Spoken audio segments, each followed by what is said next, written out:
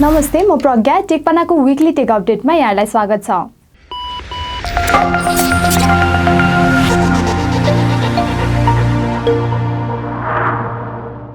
सम्भव भएसम्मका सबै सरकारी सेवा एउटै एपबाट दिने गरी तयार पारिएको नागरिक एपको फुल भर्जन सार्वजनिक भएको छ। प्रधानमन्त्री केपी शर्मा ओलीले सूचना तथा सञ्चार प्रविधि दिवसको अवसरमा आइतबार नागरिक एपको औपचारिक सुरुवात गरेका हुन्। अधिकांश सरकारी सेवा तथा सुविधा एउटै एप मार्फत दिने उद्देश्यसहित नागरिक एप सार्वजनिक गरिएको हो। नागरिक एप सार्वजनिक गर्दै प्रधानमन्त्री केपी शर्मा ओलीले एप मार्फत क्यूआर कोड मार्फत ब्याङ्क खाता खोलेका छन्। ओलीले नेपाल ब्याङ्क लिमिटेडमा आफ्नो ब्याङ्क खाता खोलेका हुन्।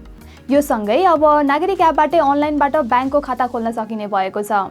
यस्तै नागरिक एपमा देशका सबै स्थानीय तहलाई जोड्ने काम भइरहेको सरकारले जनाएको छ।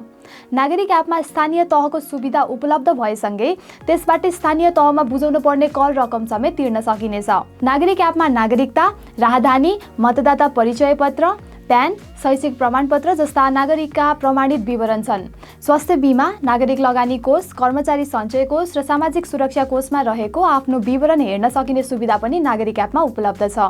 यसैबीच सूचना तथा प्रसारण विभागले पत्रकारलाई उपलब्ध गराउँदै आएको प्रेस पास अब अनलाइनबाटै लिन सकिने भएको छ। सूचना तथा सञ्चार प्रविधि दिवसको अवसरमा उक्त सेवाको सुरुवात गरिएको सञ्चार तथा सूचना प्रविधि मन्त्री पार्वत गुरुङले जानकारी दिए।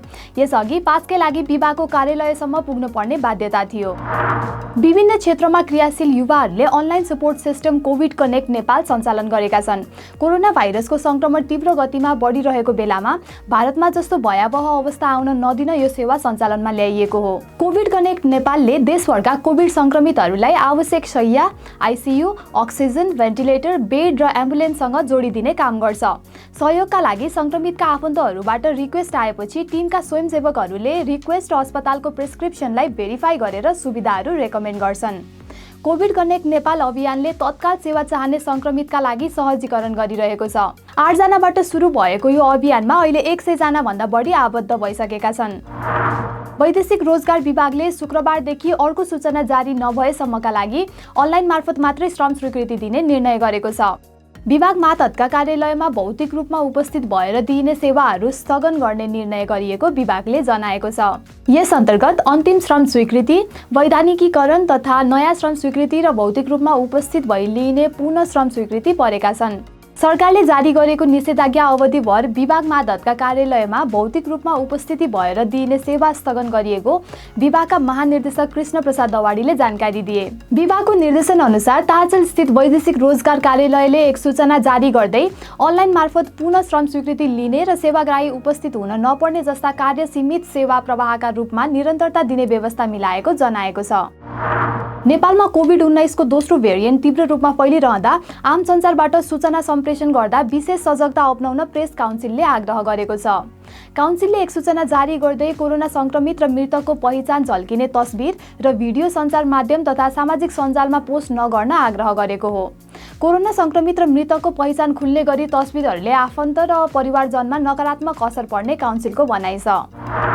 विश्वमै लोकप्रिय वर्षा पम्पको निर्माण company Aquesta Nepal water and energy for food grand च्यालेन्जमा विजयी भएको छ। South and south east Asia regional innovation हबले आयोजना गरेको उक्त च्यालेन्जमा समग्र क्षेत्रबाट नेपालको अक्वेस्टा लगायत अन्य 10 कम्पनी विजेता बनेका हुन्। यो च्यालेन्जमा कृषि खाद्य उत्पादनलाई सहयोग पुर्याउने उद्देश्यले पानी तथा ऊर्जामा आधारित रही निर्माण भएका प्रविधिहरूबीच प्रतिस्पर्धा गरिएको थियो। उक्त प्रतिस्पर्धाको कुल राशि $20 लाख को छ, जुन रकम 11 प्रतिस्पर्धीलाई बाँडिनेछ। पुरस्कार राशि आयोजकले गर्ने नीड असेसमेन्टको आधारमा प्रदान गरिने हुँदा कुन विजेताले कति पाउने भन्ने कुरा पछि थाहा हुनेछ। सो च्यालेन्जमा अक्वेस्टा नेपालले आफ्नो पुरानो वर्षा पम्पकै आधुनिक तथा परिष्कृत डिजाइन हाई पम्पलाई प्रस्तुत गरेको थियो, जसले 200 मिटरसम्म पानी तान्न सक्छ भने दिनमा 40 हेक्टर जमिन सिँचाइ गर्न सक्छ। जिल्ला प्रशासन कार्यालय काठमाडौँले उपत्यकामा ईकमर्सको सेवा सञ्चालनलाई रोक्न निर्देशन दिएको छ। कोरोना महामारी विकराल हुँदै गएको भन्दै होम डेलिभरी तथा ईकमर्स सेवामा रोक लगाइएको हो। ईकमर्स कम्पनी धेरै भएकाले बाहिर आवागमन बाक्लो भएपछि तत्कालका लागि सेवा रोक्नु परेको काठमाडौँका प्रमुख जिल्ला अधिकारी अधिकारी कालीप्रसाद पराजुलीले प्रतिक्रिया दिएका छन्। सरकारले अत्यावश्यक सामग्रीलाई समेत आपूर्ति गर्न रोक लगाएपछि उपत्यकामा 49% होम डेलिभरी तथा ईकमर्स गतिविधि ठप्प भएको ई बिजनेस एसोसिएसन नेपालका अध्यक्ष तथा मेरो किरानाका संस्थापक सीईओ सागरदेव भट्टले बताए। काठमाडौँ उपत्यकामा निषेधाज्ञा जारी हुनु 2 दिन अघि नै ई बानले स्टुडियो कार्यालय र उद्योग वाणिज्य तथा आपूर्ति मन्त्रालयमा सहजीकरणका लागि ज्ञापन पत्र बुझाइसकेको थियो। निषेधाज्ञा जारी भएपछि पोहोर सालको अत्यावश्यक सामग्री आपूर्ति अनुमतिको व्यवस्थालाई समेत लत्याएर ई कमर्स तथा होम डेलिभरीलाई समेत सरकारले निषेध गरेको हो। अब सहकारीहरू बीच विद्युतीय भुक्तानीबाट कारोबार गर्न सकिने भएको छ। यसका लागि नेपाल बचत तथा ऋण केन्द्रीय सहकारी सङ्घले आफ्ना सदस्य संस्थाहरूलाई अन्तर सहकारी विद्युतीय भुक्तानी प्रणाली सुरु गरेको हो। सङ्घमा आबद्ध सहकारी संस्थाहरूको सहजताका लागि भुक्तानी सेवा सुरु गरिएको सङ्घका अध्यक्ष परितोष पौडेलले जानकारी दिए। अध्यक्ष पौडेलका अनुसार अब सङ्घका सदस्यद्वारा जारी भुक्तानी पूर्जा फरफारक तथा अन्तरशाखाको सदस्यहरूबीच भुक्तानी सेवामा सहजता हुनेछ। त्यस्तै मोबाइल ब्याङ्किङको उपयोग गरी संस्था र सदस्यहरू बीचमा रकम स्थानान्तरण गर्न सकिनेछ। संस्थाका सदस्यलाई सङ्घमा आबद्ध कुनै पनि संस्थाबाट बचत जम्मा गर्न तथा फिर्ता लिने सुविधा हुनेछ। सानीमा ब्याङ्कले अन्तरिक्ष प्रतिष्ठान नेपाललाई 5 लाख रुपैयाँ आर्थिक सहयोग गरेको छ। ब्याङ्कले संस्थागत सामाजिक उत्तरदायित्व अन्तर्गत नेपाली SAT-2 मा संलग्न 2 जनाका लागि अन्तरिक्ष निर्माण प्रक्षेपणका विषयमा तालिम र प्रशिक्षणका लागि छात्रवृत्ति प्रदान गरेको हो। ब्याङ्कले अन्तरिक्ष प्रतिष्ठान नेपालका संस्थापक डाक्टर आवास मास्केलाई सो रकम उपलब्ध गराएको जनाएको छ। अन्तरिक्ष प्रतिष्ठान नेपालले सन् 2050 सम्म नेपालका तर्फबाट अन्तरिक्षमा मानव प्रक्षेपण गर्ने लक्ष्य लिएको संस्थापक डाक्टर मास्केले बताए। त्रिभुवन विश्वविद्यालय विज्ञान तथा प्रविधि अध्ययन संस्थानले स्नातकोत्तर तहका लागि भर्ना खुलाएको छ। यस अन्तर्गत कम्प्युटर विज्ञान तथा सूचना प्रविधि, डेटा साइन्स सहित विभिन्न 17 विषयमा संस्थानले भर्ना खुलाएको हो। यसअघि संस्थानले विद्यार्थीका लागि वैशाख 28 गतेसम्म प्रवेश परीक्षाका लागि अनलाइन फर्म बुझाउने म्याद तोकेको थियो। तर कोरोना महामारी फैलिँदै गएका कारण अर्को सूचना नभएसम्म विद्यार्थीले अनलाइन फर्म भर्न सक्नेछन्। वर्ल्डलिङ्कका अध्यक्ष दिलीप अग्रवालले सस्तो मूल्यमा फाइबर इन्टरनेट प्रदान गर्ने नेपाल शीर्ष 10 मुलुकभित्र पर्ने दावी गरेका छन्। टेकपानाले आयोजना गरेको भर्चुअल कार्यक्रममा प्यानलिस्टको रूपमा बोल्दै वर्ल्डलिङ्कका अध्यक्ष अग्रवालले नेपालीहरूले सस्तो मूल्यमै इन्टरनेट पाइरहेको तर्क गरेका हुन्। अन्तर्राष्ट्रिय स्ट्यान्डर्डको आधारभूत ब्रोडब्यान्डको मूल्य प्रति व्यक्ति 3 देखि 400 हुनुपर्नेमा नेपालीहरूले 250 मै ब्रोडब्यान्ड सेवा पाइरहेको उनको भनाइ छ। एउटा ब्रोडब्यान्डले औसतमा 5 जना व्यक्तिलाई सेवा दिइरहेको नेपाल दूरसञ्चार प्राधिकरणको तथ्याङ्क प्रस्तुत गर्दै उनले यस्तो तर्क गरेका हुन्। कार्यक्रममा प्यानलिस्टको रूपमा बोल्दै टेलिकमका प्रबन्धक डाक्टर विमल आचार्यले 66 जिल्लामा विस्तार भएको कम्पनीको फाइबर नेटवर्क सहप्रयोगका लागि खुला गरिएको जानकारी दिए। कार्यक्रममा नेक्स्ट जेनेरेसन एक्सेस नेटवर्क विज्ञ बेनोट फेल्टन र नेपाल दूरसञ्चार प्राधिकरणका उपनिर्देशक अच्युतानन्द मिश्र समेत प्यानलिस्टको रूपमा रहेका थिए। भारतले 5G परीक्षणका लागि दूरसञ्चार सेवा प्रदायकलाई अनुमति प्रदान गरेको छ। भारतको दूरसञ्चार विभागले 3 निजी र 1 सरकारी स्वामित्वको कम्पनी गरी कुल 4 कम्पनीलाई 5G परीक्षणका लागि अनुमति दिएको हो। यस अन्तर्गत निजी सेवा प्रदायक भारतीय एयरटेल, रिलायन्स जियो इन्फोकम र भोडाफोन आइडियाले अनुमति पाएका छन्। त्यस्तै सरकारी स्वामित्वमा सञ्चालित महानगर टेलिफोन निगम लिमिटेडलाई पनि 5G परीक्षणका लागि अनुमति दिइएको छ। सेवा प्रदायकले चिनिया कम्पनीहरूलाई बहिष्कार गरेका छन्। हुवावे र जेटी जस्ता ठूला भेन्डर नै भारतमा 5G परीक्षणबाट बाहिरिएका हुन्।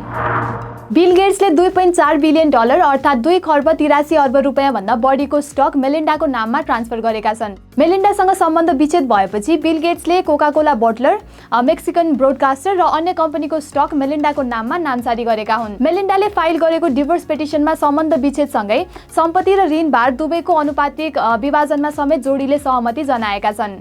यी धनाढ्य र परोपकारी जोडीले आफ्नो 27 वर्ष पुरानो वैवाहिक सम्बन्धको यसै साता अन्त्य गरेका हुन्। सैमसङले 2021 को पहिलो 3 महिनामा नै उल्लेख्य आम्दानी आर्जन गरेको छ। कम्पनीले स्मार्टफोन तथा अन्य उपभोग्य विद्युतीय सामग्रीको बिक्रीबाट यो अवधिमा $59 अर्ब को कुल आम्दानी गरेको छ।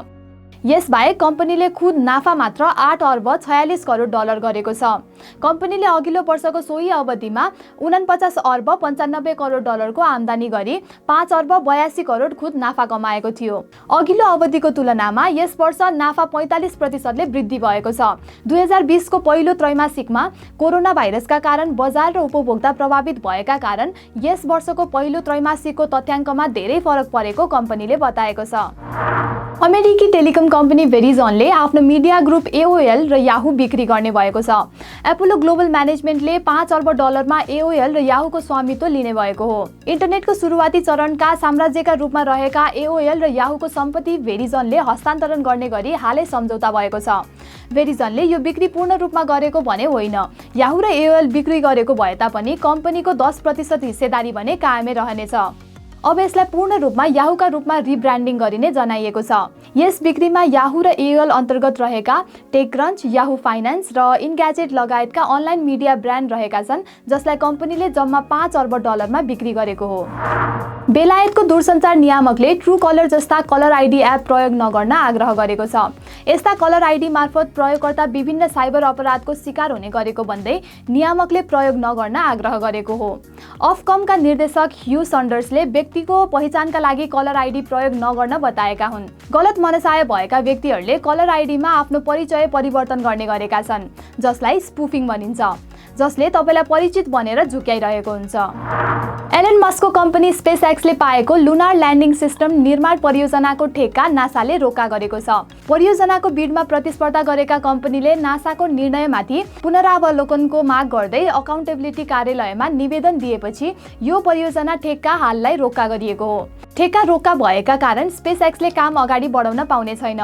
नासाले 2 अर्ब 90 करोड डलरको उक्त परियोजना ठेक्का 2 हप्ता अघि मात्र स्पेसएक्सलाई सुम्पिएको थियो। यसैबीच अन्तरिक्षमा मानिसलाई लिएर जान अमेजनका संस्थापक जेफ बेजोस तयार भएका छन्। जेफ बेजोसको स्पेस कम्पनी ब्लू ओरिजनले आगामी 20 जुलाईमा न्यू शेपर्ड रकेट र क्याप्सुल सिस्टमलाई क्रू मेम्बर सहित अन्तरिक्षमा प्रक्षेपण गर्दैछ। उक्त यानमा अन्तरिक्ष यात्रीसँगै कम्पनीका कर्मचारी पनि जान पाउने भएका छन्, तर कम्पनीले बेचेको एउटा सिटलाई भने अनलाइनमा अक्सन गर्ने बताइएको छ। ब्लू ओरिजनको पछिल्लो घोषणाले 12 वर्षको ग्यापपछि अन्तरिक्ष पर्यटनको क्षेत्र पुनः सुरु हुन लागेको सङ्केत दिएको छ। साइबर अनुसन्धानकर्मी राफल फिलिप र बेनेडिक्ट मोजलले टेस्लाको मोडल एक्स कारमा कमजोरी रहेको पत्ता लगाएका छन्। उनीहरूले 2वटा ड्रोन र वाइफाई डङ्गोलको सहयोगले सडकमा कुदिरहेको टेस्ला कारको ढोका खोल्न सफल भएका छन्। उनीहरूले नेटवर्क कनेक्सन म्यानेज गर्ने इन्टेलको ओपन सोर्स सफ्टवेयर कोनम्यान मार्फत रोडमा कुदिरहेको टेस्ला गाडीको ढोका खोल्न सफल भएका हुन्। यतिसम्म कि उनीहरूले सिटकै पोजिसन परिवर्तन गर्ने सम्मको काम ड्रोनबाटै गर्न सफल भए। उनीहरूले यो कमजोरी सन् 2020 को अन्त्यतिर नै फेला पारेका थिए। त्यसपश्चात टेस्लाले उक्त कमजोरी समाधान गरी नयाँ भर्जनको सफ्टवेयर अपडेट उपलब्ध गराइसकेको जनाएको छ। कम्पनीले उनीहरूलाई $31,500 बग बाउन्टीको रूपमा उपलब्ध गराउने जनाएको छ। ट्विटरले सोमबारदेखि सबै प्रयोगकर्ताका लागि स्पेस फिचर उपलब्ध गराएको छ। यो फिचरसँगै अब एकैपटक 600 फलोअरसँग जोडिन सकिने जनाइएको छ। ट्विटरले उपलब्ध गराएको space audio only voice chat feature हो। यसमार्फत होस्टले अन्य ट्विटर प्रयोगकर्तासँग स्ट्रिम भोइस च्याट गर्न सक्नेछन्, जसमा अन्य प्रयोगकर्ताले सुनेर बस्न अथवा त्यसमा सहभागी भएर कुरा गर्न सक्नेछन्। अन्तरिक्षमा अनियन्त्रित भई पृथ्वी सतहमा प्रवेश गर्न लागेको चिनिया रकेटको पार्ट पूर्जा अन्तर्राष्ट्रिय जल क्षेत्रमा खस्न सक्ने अनुमान गरिएको छ। पृथ्वीको पर्यावरणमा रकेटको पुनः आगमनको सम्भावना रहेको उल्लेख गर्दै अमेरिकी प्रतिरक्षा विभागका प्रवक्ताले यस्तो प्रवेश बिन्दु यकिन रूपमा अहिले नै निर्धारण गर्न नसकिने बताएको थियो। तर चीनले पश्चिमा मिडियाले प्रचारबाजी गरे जस्तो यो यति ठूलो चिन्ताको विषय नभएको बताएको छ। मे 8 वरपर यो पृथ्वी सतहमा प्रवेश गर्न सक्ने अनुमान गरिएको छ।